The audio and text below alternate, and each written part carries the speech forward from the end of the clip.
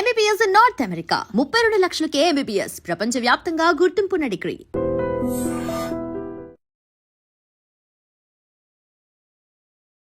నమస్తే, welcome to iDream. చాలా మందిలో ఛాతిలో మంట, పుల్లటి త్రేంపులు, ఇలా కాకుండా ఇంకా గ్యాస్ట్రిక్ ప్రాబ్లమ్స్ ఇలా ఎక్కువగా వస్తూ ఉంటాయి. అయితే దీనికి సొల్యూషన్ ఏంటి? ఎన్నో మెడిసిన్స్ వాడుతూ ఉంటారు. మార్నింగ్ లేవగానే పొరకడుపున వాడే మెడిసిన్స్తో కూడా మీకు ఎటువంటి ఫలితం లేకపోవచ్చు. అయితే వీటన్నిటికీ కూడా వంటింటి చిట్కాలతో మనం ఎలా సొల్యూషన్ తీసుకోవాలి అన్న దాని గురించి చక్కగా వివరించడానికి మనతో పాటు ఉన్నారు ప్రముఖ ఆయుర్వేద వైద్య నిపుణులు, వంటింటి చిట్కాలలో చాలా ఫేమస్ ఆయన. ఈ పాటికి మీకు అర్థమైపోయి ఉంటుంది. ఆయనే చిట్టుబట్ల మధుసూదన్ శర్మ గారు. వారితో మాట్లాడి అసలు ఈ గ్యాస్ట్రిక్ ప్రాబ్లమ్స్కి ఎలాంటి సొల్యూషన్ చెప్తారు అన్నది అడిగి తెలుసుకుందాం. నమస్తే సార్. సార్, గ్యాస్ట్రిక్ ప్రాబ్లం అనేది ఇప్పుడు చిన్నపిల్లలు కూడా మాకు ఛాతిలో మంట వచ్చేస్తుంది, పుల్లగా తేన్పులు వస్తున్నాయి, ఏం తినలేకపోతున్నాము అనేసి చెప్తూ ఉంటారు. అయితే గ్యాస్ట్రిక్ ప్రాబ్లం రావడానికి మెయిన్ రీజన్స్ ఏంటి సార్? గ్యాస్ట్రిక్ ప్రాబ్లమ్స్ రావడానికమ్మా టయానికి ఫుడ్ తీసుకోకపోవడము, కాఫీ టీలు ఎక్కువ తాగడము, junk foods, fast foods, bakery foods ఎక్కువ తీసుకోవడము, రాత్రి ఎక్కువసేపు నిద్ర మేలుకోవడము, మోషన్ను బలవంతంగా ఆపుకోవడము, తర్వాత మల విసర్జన సరిగ్గా చేయకపోవడము, అంటే కాన్స్టిపేషన్ ప్రాబ్లమ్ అమ్మా. సో ఇలాంటివి అనేక రకాలైనటువంటి కారణాల వల్ల ఈ గ్యాస్ట్రిక్ ట్రబుల్ వస్తూ ఉంటుందమ్మా. ఈ గ్యాస్ట్రిక్ ట్రబుల్ సమస్య ఉన్నటువంటి వాళ్ళలో అందరిలో అన్ని లక్షణాలు ఒకే రకంగా ఉండవమ్మా. కొందరిలో ఒక్కొక్క రకమైన లక్షణాలు ఉంటాయి. కొంతమందికి తేపుల రూపంలో ఈ యొక్క సమస్య ఇబ్బంది పెడుతూ ఉంటుంది, కొంతమందికి కడుపు ఉబ్బరంగా ఉంటుంది, కొంతమందికి వాంతి వచ్చినట్లు ఉంటుంది, కొంతమందికి తల బరువుగా ఉంటుంది, కొంతమందికి మోషన్ ప్రాబ్లం ఉంటుంది, కొంతమంది కడుపులో మంట ఉంటుంది, కొంతమంది కడుపులో ఏదో రాయి పెట్టినట్లు అనిపిస్తూ ఉంటుంది. ఇలా వివిధ రకాలైనటువంటి లక్షణాలు కలుగుతుంటాయమ్మా. మరికొంతమందికి అయితే ఈ ప్రభావం చేత అంతుబట్టని సమస్యలమ్మా, అంటే కీళ్ళ నొప్పులు, మోకాళ్ళ నొప్పులు, తర్వాత నడుము నొప్పి, భుజం నొప్పి, తలనొప్పి, ఇలాంటి వివిధ రకాలైన నొప్పులు కూడా కలుగుతుంటాయమ్మా. అలాంటి వాళ్ళలో ఏ పరీక్ష చేసినా ఏముండదమ్మా, పరీక్షలు చేయించుకుంటారు కానీ నార్మల్గా ఉంటాయి, సమస్య మాత్రం ఇబ్బంది పెడుతూ ఉంటుంది. గ్యాస్ట్రిక్ ట్రబుల్ సమస్య తగ్గిపోతే కానీ అవి తగ్గిపోవమ్మా. సో అట్లా కొంతమంది ఉంటారమ్మా. ఏది ఏమైనప్పటికీ మీరు అన్నట్లు ఈవెన్ ఒక్కొక్కసారి పరిగడుపున మింగే మాత్రలు కూడా మండి పడతాయమ్మా. కొన్నాళ్ళ పాటు వాడేసరికి అవి కూడా మాకు సాధ్యం కాదని చెప్పేసి మండి పడితే ఆ టాబ్లెట్స్ మార్చుకోవడము, వాటి యొక్క డోస్ పెంచుకోవడము చేసుకునేటువంటి పరిస్థితి ఏర్పడుతుందమ్మా.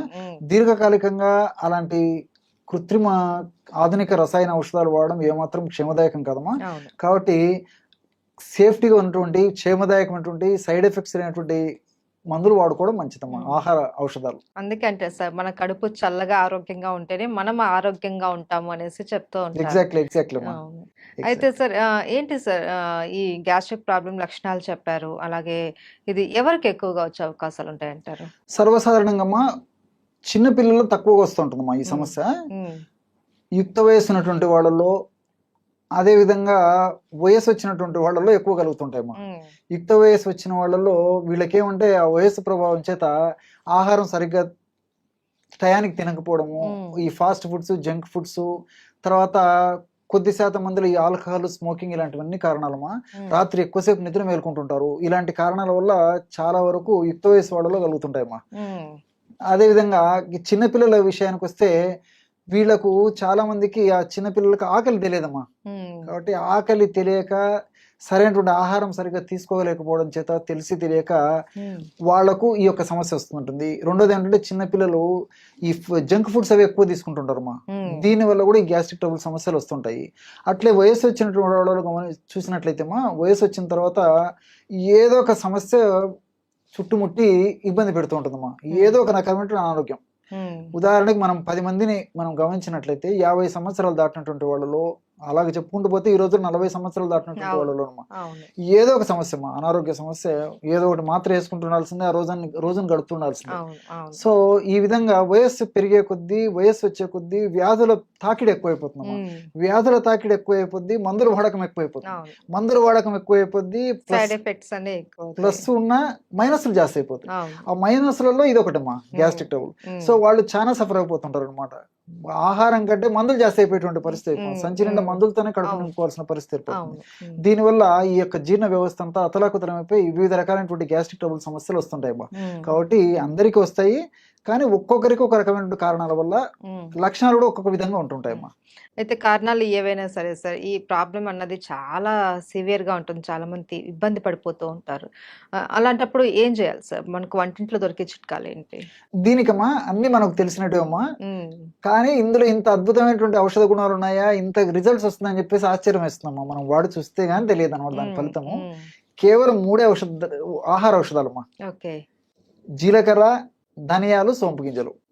ఎక్కడ ఏ వేలు ఖర్చు పెట్టాల్సిన అక్కర్లేదమ్మా. అవును. అద్భుతమైనటువంటి ఔషధం. ఈ 3 పదార్థాలు ఒక్కొక్కటి 50 గ్రాములు తీసుకోవాలమ్మా. అంటే జీలకర్ర ఒక 50 గ్రాములు వేయించేసేసి, ధనియాలను వేయించి ఒక 50 గ్రాములు, సోంపు గింజలను వేయించేసి ఒక 50 గ్రాములు తీసుకోవాలి. అన్ని దోరగా వేయించుకోవాలి. అన్ని కలిపేసి మిక్సర్ అయినా వేసుకోవచ్చమ్మా. ఓపిక ఉంటే సపరేట్ అని తయారు చేసుకోవచ్చు. ఓకే. లేకపోతే అన్ని కలిపేసి మిక్సర్ వేసేసుకోవచ్చు.